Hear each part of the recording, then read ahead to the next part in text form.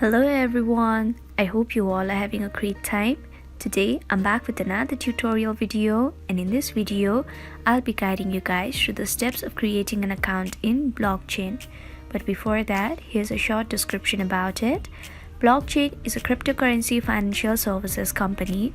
The company began as the first Bitcoin blockchain explorer in 2011 and later created a cryptocurrency wallet that accounted for 28% of the Bitcoin transactions between 2012 and 2020.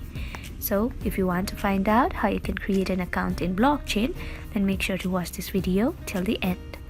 First of all, open the app Blockchain. After that, tap on the option Buy Crypto Now. Now you'll be able to see this interface. You need to enter your email address, create a password for your account, and then select the country of residence.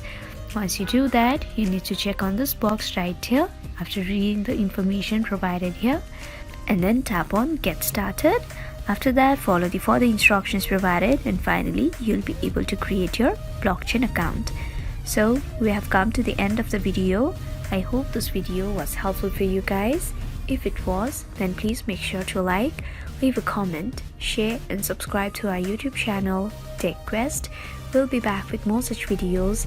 Until then, have a great time. Bye-bye.